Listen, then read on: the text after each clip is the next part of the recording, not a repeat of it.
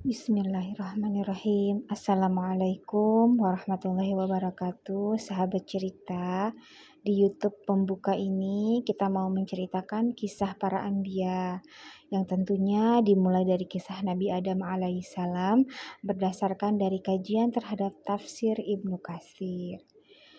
Oke, cerita tentang Nabi Adam ini berdasarkan Al-Quran terbagi ke dalam 3 kronologis. Yang pertama, proses penciptaan Nabi Adam alaihi salam. Yang kedua, kisah Nabi Adam alaihi salam tinggal di surga dengan segala fasilitasnya. Yang ketiga, kisah Nabi Adam alaihi salam dan istrinya dilarang mendekati pohon huldi, yang kemudian aturan tersebut dilanggar oleh Nabi Adam dan istrinya sehingga mereka berdua dikeluarkan dari surga. Oke, yang pertama proses penciptaan Nabi Adam alaihi salam. Allah mengabarkan akan menciptakan khalifah di muka bumi ini berdasarkan surat Al-Baqarah ayat ke-30 yang artinya, ingatlah ketika Tuhanmu berfirman kepada para malaikat, sesungguhnya aku hendak menjadikan seorang khalifah di muka bumi. Mereka berkata, mengapa engkau hendak menjadikan khalifah di muka bumi itu orang yang akan membuat kerusakan padanya dan menumpahkan darah? Padahal kami senantiasa bertasbih dengan memuji Engkau dan mensucikan Engkau. Tuhan berfirman, sesungguhnya aku mengetahui apa yang tidak kamu ketahui.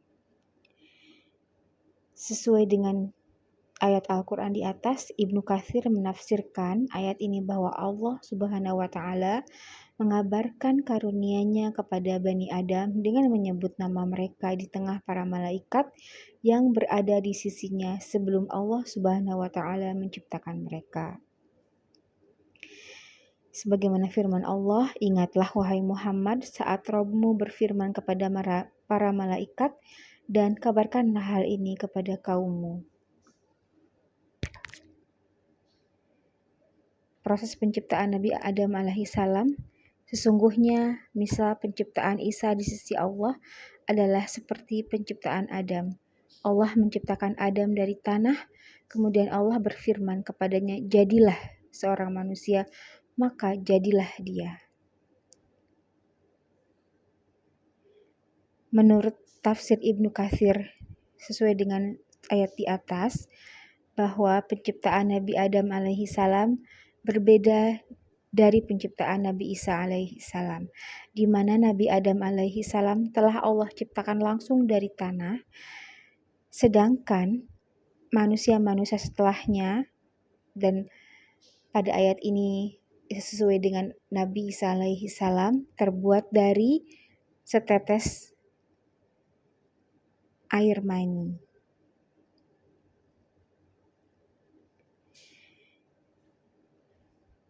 Di sini adalah asal mula kejadian Nabi Adam alaihi salam diciptakan dari tanah, kemudian anak keturunannya dari air yang hina atau air mani.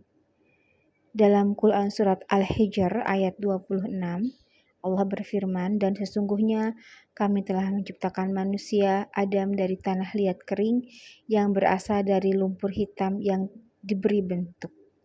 Ibnu Abbas alaihi salam, Mujahid dan Qatadah berkata, yang dimaksud dengan salsa di sini ialah tanah liat yang kering. Ingatlah ketika Tuhanmu berfirman kepada para malaikat, sesungguhnya aku akan menciptakan manusia dari tanah. Maka apabila telah kusempurnakan kejadiannya dan kutiupkan kepadanya roh ciptaanku, maka hendaklah kamu tersungkur dengan bersujud kepadanya. Quran surat Asy-Syad ayat 71-72. Allah menciptakannya sebagai manusia. Ia berbentuk jasad dari tanah liat selama 40 hari sejak hari Jumat. Para malaikat melewatinya, mereka terkejut karena melihatnya. Yang paling terkejut dari mereka adalah iblis. Ia melewatinya dan memukulnya hingga jasad itu mengeluarkan suara seperti tanah bejana, tanah liat yang berdenting. Sesuai dengan firman Allah Subhanahu wa Ta'ala dalam Quran surat Ar-Rahman ayat 14. Iblis berkata, kami diciptakan untuk suatu perkara, Lalu ia masuk ke dalam mulutnya dan keluar dari duburnya. Ia berkata kepada malaikat, "Jangan takut terhadapnya. Sesungguh Rob kalian tidak membutuhkan sedangkan ia ini berongga. Bila aku menguasainya, benar-benar aku akan menghancurkannya." Tafsir Ibnu Katsir, jilid 1, halaman 540. Manakala sudah tiba masanya Allah Subhanahu wa taala meniupkan ruh padanya, Allah berfirman kepada malaikat, "Bila aku meniupkan ruhku kepadanya, maka bersujudlah kalian kepadanya." Ketika Allah meniupkan ruhnya dan ruh itu langsung masuk melalui kepalanya, maka ia bersin. Malaikat berkata padanya, "Ucapkanlah Alhamdulillah." Ia pun mengucapkannya. Maka Allah Subhanahu wa taala berfirman, "Semoga Rabbmu merahmatimu." Ketika ruh masuk ke sepasang matanya, ia melihat buah-buahan di surga. Ketika ruh masuk ke dalam rongga perutnya, ia ingin makan. Maka ia terburu-buru melompat menuju buah surga sebelum ruh sampai di kedua kakinya. Pengetahuan Nabi Adam alaihi salam melebihi pengetahuan malaikat. Sesuai dengan Allah Subhanahu wa taala berfirman di dalam Al-Qur'an surat Al-Baqarah ayat 31 sampai 33. Dan dia mengajarkan kepada Adam nama-nama benda-benda seluruhnya, kemudian mengemukakannya kepada para malaikat lalu berfirman, "Sebutkanlah kepadaku nama benda-benda itu jika kamu memang benar orang-orang yang benar." Mereka menjawab, "Maha suci Engkau, tidak ada yang kami ketahui selain dari apa yang telah Engkau ajarkan kepada kami. Sesungguhnya Engkaulah yang Maha mengetahui lagi Maha bijaksana." Allah berfirman, "Hai Adam, beritakanlah kepada mereka nama-nama benda ini." Maka setelah diberitahukannya kepada mereka nama-nama benda itu, Allah berfirman, "Bukankah sudah kukatakan kepadamu bahwa sesungguhnya aku mengetahui rahasia langit dan bumi dan mengetahui apa yang kamu lahirkan dan apa yang kamu sembunyikan." Dalam ayat ini, Allah Subhanahu wa taala menyebutkan kemuliaan Nabi Adam alaihi salam atas para malaikat, karena Allah Subhanahu wa taala secara khusus mengajarkan ilmu tentang nama-nama segala sesuatu sementara malaikat tidak. Ini berlangsung setelah para malaikat sujud kepada Adam alaihi salam.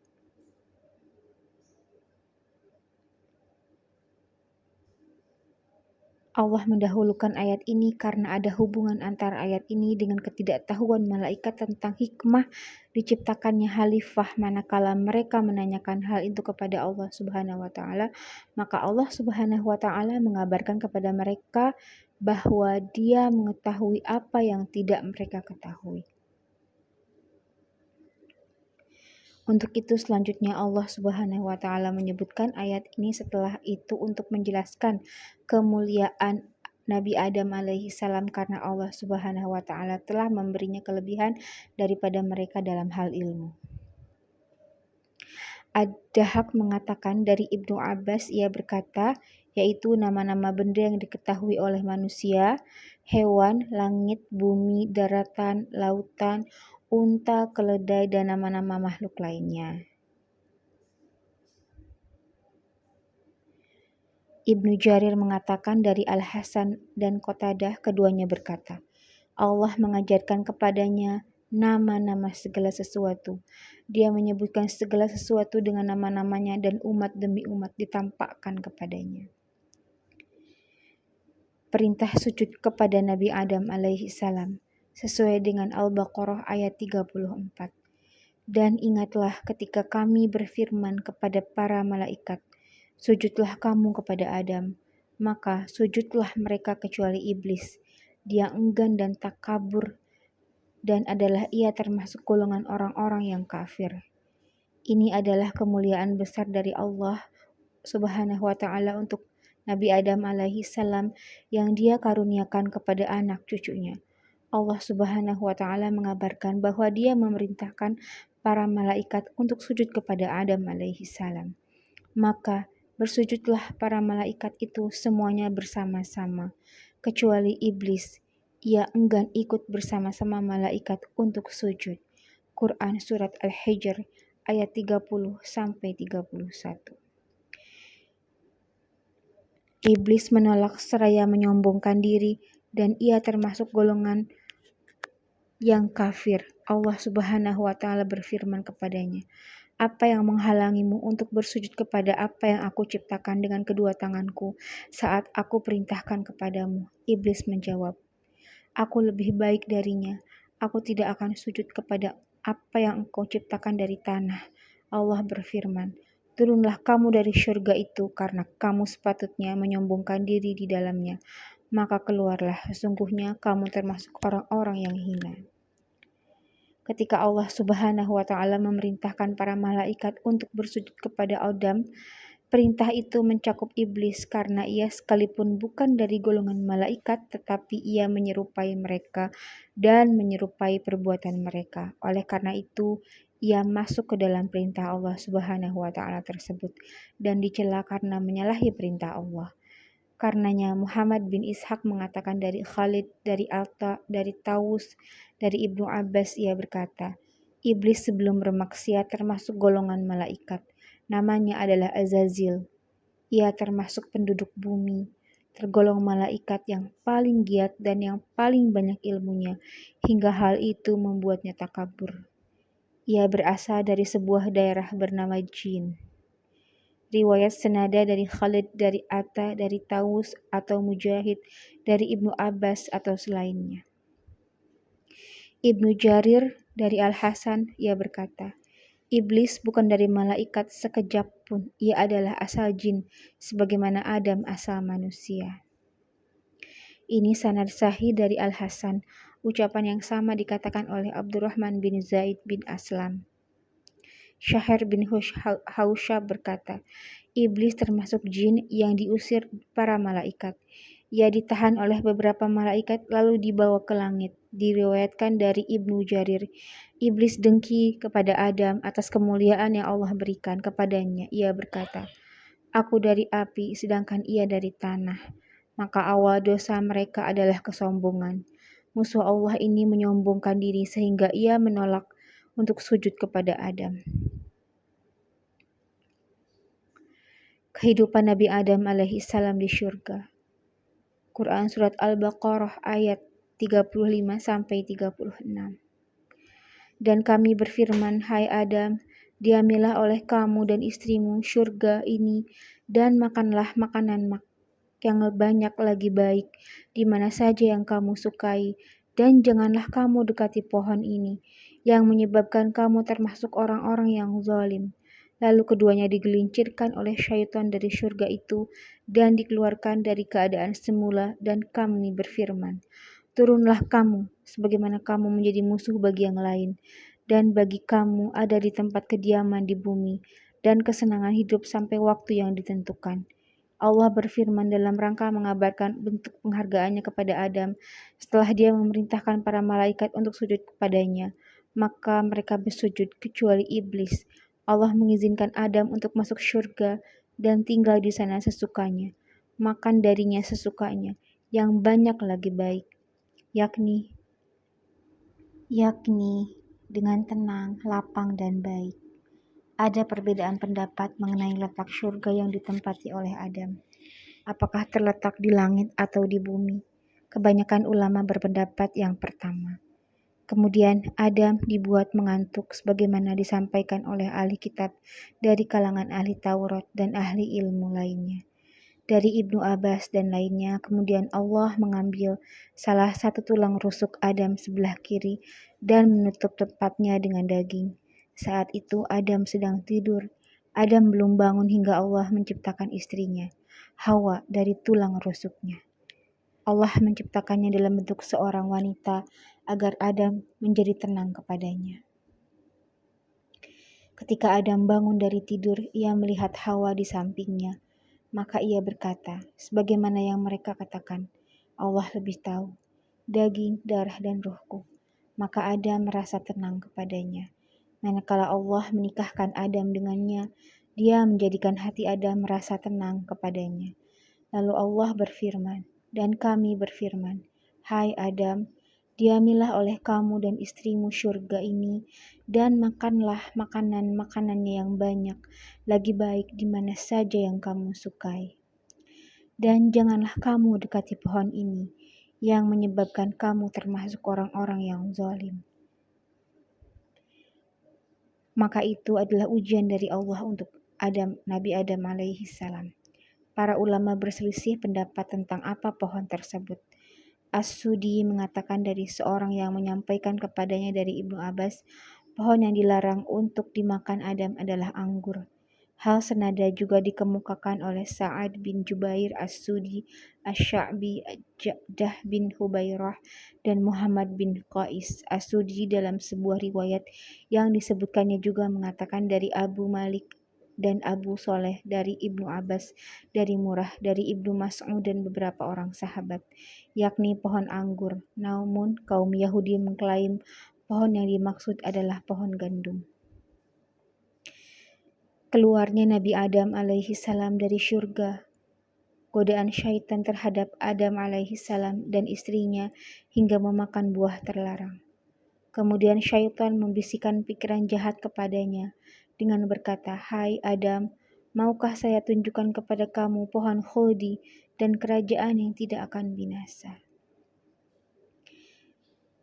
Lalu Adam dan istrinya dikeluarkan oleh Allah dari syurga. Adam dan istrinya memohon ampun kepada Allah. Kemudian Adam menerima beberapa kalimat dari Tuhannya, maka Allah menerima taubatnya. Sesungguhnya Allah Maha Penerima Taubat lagi Maha Penyayang. Quran Surat Al-A'raf ayat 23. Ini diriwayatkan dari Mujahid Sa'id bin Jubair, Abu Aliyah Arabi bin Anas Al-Hasan berkata, dari seorang laki-laki dari Bani Tamim, ia berkata, "Aku datang menemui Ibnu Abbas dan bertanya kepadanya, kalimat apakah yang Adam terima dari Robnya?" Ibnu Abbas menjawab, "Adam diajari ilmu mengenai ibadah haji."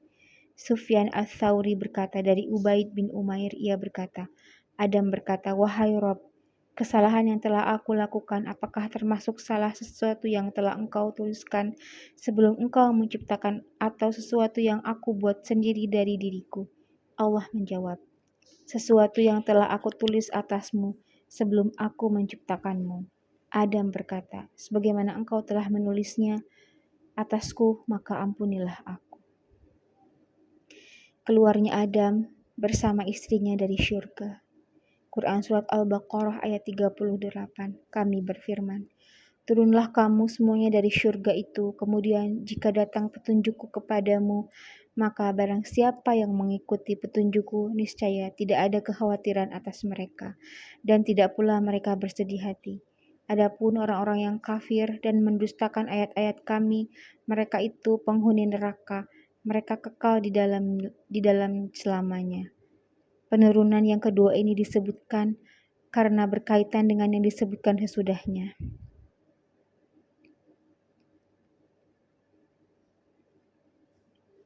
Penurunan pertama dari syurga ke langit paling bawah, penurunan kedua dari langit paling bawah ke bumi.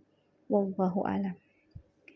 Allah berfirman dalam rangka mengabarkan tentang perintahnya kepada Adam, istrinya dan iblis hingga dia menurunkan mereka dari syurga. Maksud anak keturunan Adam yaitu Allah akan menurunkan kitab-kitab dan mengutus nabi-nabi serta rasul-rasul sebagaimana yang dikatakan oleh Abu Aliyah Al-Huda, petunjuk adalah para nabi, para rasul, ayat-ayat dan keterangan.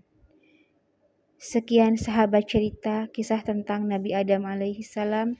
Semoga kita bisa mengambil hikmah dari kisah-kisah para anbiya.